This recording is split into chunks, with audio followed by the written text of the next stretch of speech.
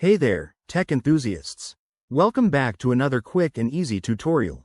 Today, we're tackling something that might be bugging you on your Windows setup, the Xbox Game Bar.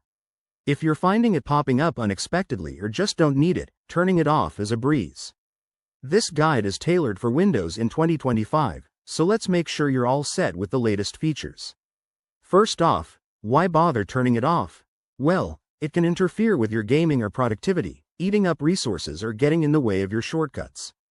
Don't worry, I'll walk you through it step by step, and it'll only take a minute or two.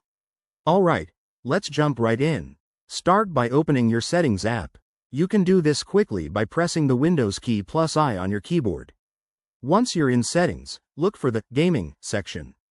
It's usually right there in the main menu, but if you don't see it, you might need to search for it using the search bar at the top.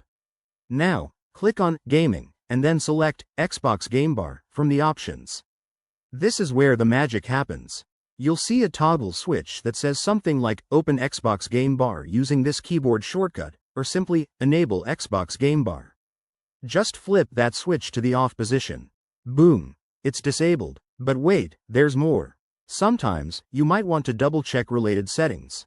Head over to Privacy and Security in Settings, and look under App Permissions for any game-related apps that could be triggering it.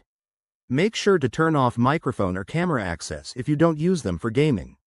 And just like that, you've reclaimed your screen real estate. This simple change can make your Windows experience smoother, especially if you're not into Xbox features.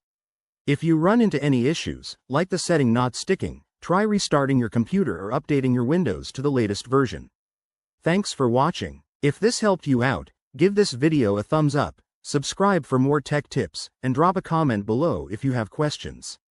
Stay tuned for our next video, and remember, tech doesn't have to be complicated. See you soon.